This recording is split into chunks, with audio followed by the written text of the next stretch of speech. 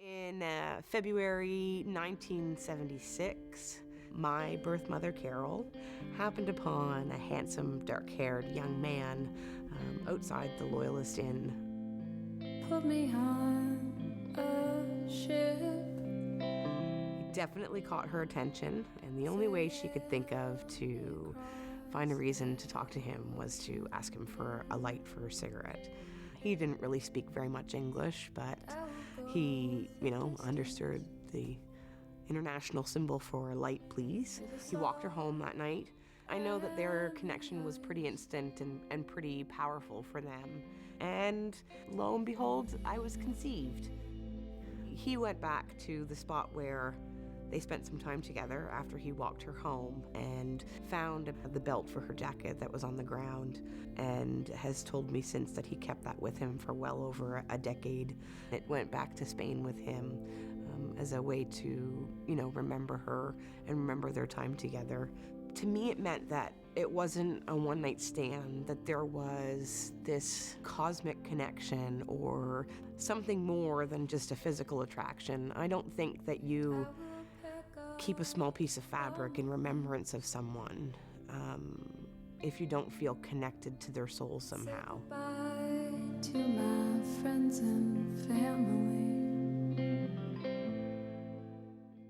In 2002, I just started looking for the same last name as my birth mother, and I found one. My phone rang, and my sister said, "You'll never guess who I just spoke to." And I said, "Okay, I can't guess." And she said, "I spoke to your daughter." My ass hit the floor, literally. She, said she kept hoping from when I turned 16 on that she would hear from me. You hear this voice that you've never heard before, but it touches you.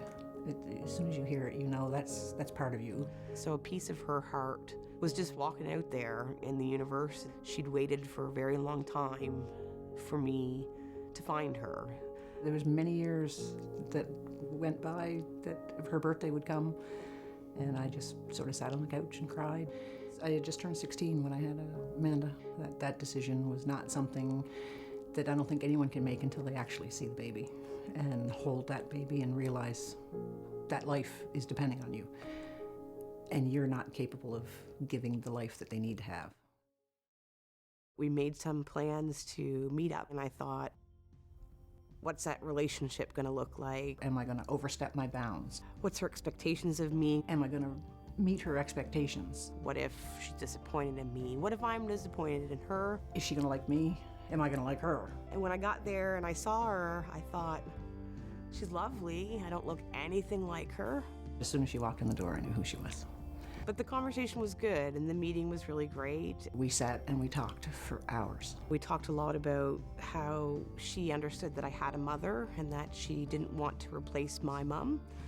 I think today, I would say our relationship is more like an aunt and a niece type relationship. I value her and her opinion, and we talk and laugh and share a lot, but I have a mom. She's not going to compare because they're two totally different relationships. My mom is my mom, and my Carol is my Carol.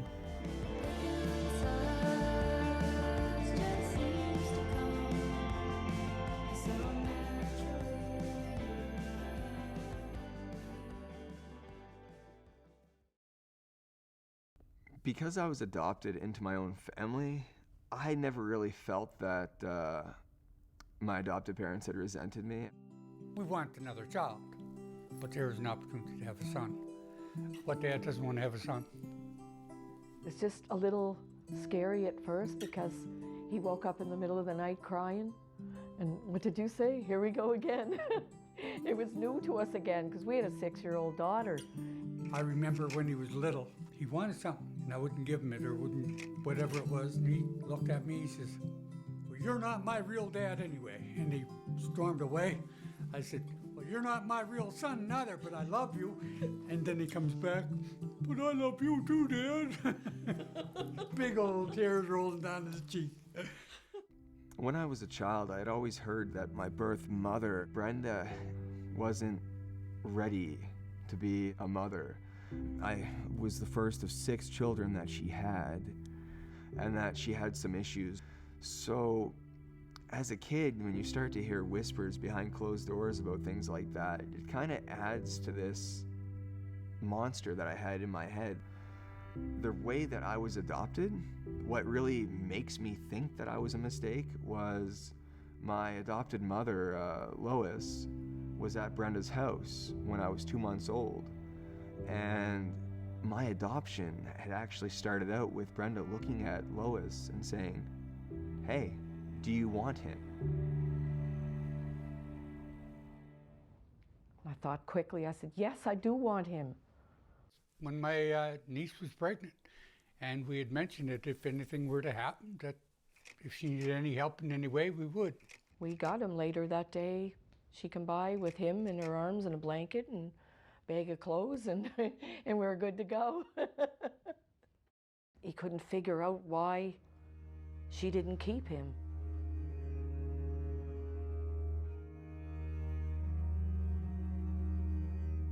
The way that I see Brenda giving me up for adoption was a way for her to undo a mistake that she had made and to start over.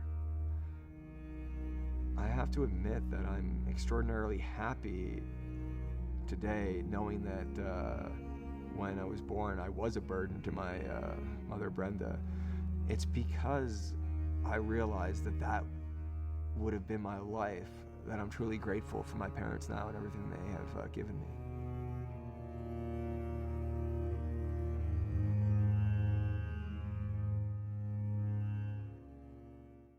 When I was 15 years old, I received a phone call that I'd won a free hairstyle. I showed up to this beautiful salon. There was steam and product everywhere. First, a woman washed my hair, and then the stylist came out. She kept asking me questions, and we started talking about my adoption. Then she brought me into a back room. Standing there was the woman who had washed my hair, and the stylist said, "And I'd like to introduce you to your birth mother." She just stood there, and she said, "Hi." And I'm like, "Hi, like, I'm your birth mother." And she said, "Hi." I thought I was going to get, a huge hug, but it was very different. It was, I think she was kind of in shock. The moment I was waiting for 15 years, it didn't really happen. I don't know if I necessarily believe that this was happening, because it was so far from what I thought was happening. I thought I was getting my hair done. Unbeknownst to me, the woman who had been doing my hair with the braids, she was my biological aunt as well.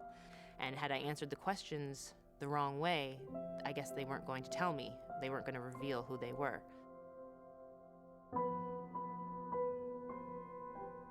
All of a sudden the door opens and this 6-foot-tall black man comes in with these 3 little kids. There's quite a resemblance between me and them. Seeing him kind of made it more real, just because I knew I had I knew I was half black, but I'd never seen anyone before that would have been connected with me. Just to see him, his height, I was just like, okay. That was my first kind of thought, that's where I get my height from. The more time I spent with them right then, I just I wanted to know more about them. I wanted to hang out with the kids more. So we at that point, we plotting, and they said I could come and work at the salon. And for about a year, I did that in secret without my parents knowing that I had actually met them. She wasn't 18, and I knew I was supposed to wait until she was 16 anyway. But it just seemed like everything happened for a reason, and that I needed to take full advantage of it to try and go on with my life, because I really hadn't moved on from 1982, and I was selfish.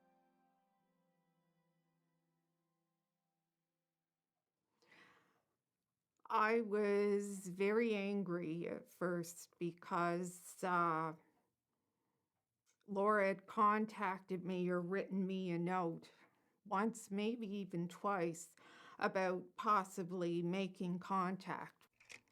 I had said that my decision was that when she was 17 or 18, I would tell her that I had contact with them, and if she wished to meet them, that would take place. Then I found out that they had gone behind my back and done this. Eventually they came around, and then it was known, like I'd say, okay, I want to go up and see the Browns this weekend. And they'd arrange for me to have a bus ticket, train ticket. It was definitely a lot easier with them knowing. But yeah, we did do it on the sneak for a little bit too. I was 16 when I found out I was pregnant. I didn't have any thoughts about giving her up at all initially, and it was the further along I got, the more it was decided for me that that was going to be the outcome. Knowing what I know now, I know that if I dug a little harder, I probably could have made it on my own, but I don't think I had the confidence. Once I went back home and realized what I gave up was the worst. Steve didn't understand why I had to give her up, so he was very bitter and upset. He wanted to get her and raise her himself. I don't think he ever wanted to get his hopes up. So once we had our son Stevie, we got married 2 months later. And then after that, over the next 5 years, we had 2 more children. At one point, I moved in with the Browns just because I was getting bad marks in school, and nothing seemed like taking away things and grounding me, nothing seemed to work. She was there for the beginning of school. We registered her for high school.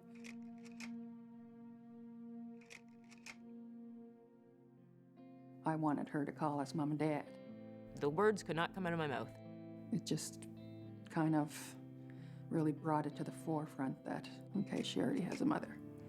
I remember there was one defining moment when I put our last name on her books and supplies, and that really didn't go very well with her. So I think she felt then that she was kind of losing her identity from what she knew. So it kind of went downhill after that, and I think she was maybe with us for a year or less. Kind of made me feel a little bit like a failure, empty. I had one chance and I blew it. That will go the distance. Everything was fine up until 2000. My mom was diagnosed with chronic lymphocytic leukemia. She struggled with that for 10 years, going through all the stages. But she came through it. However, she was diagnosed with breast cancer a few months later. And in the end, it was too far gone. They weren't looking for that. It spread into her lungs. And on November 23rd, 2000, she passed away.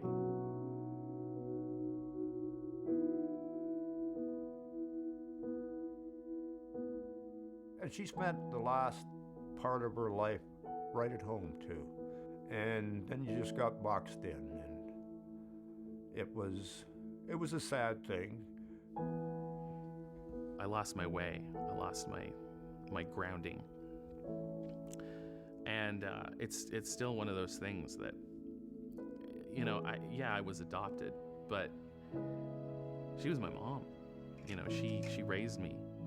She, you know, cleaned up my bloody knees and was there when I was losing my teeth, and she changed my diapers. She put in the time. It was rough. It was hard. And it still is. It still is.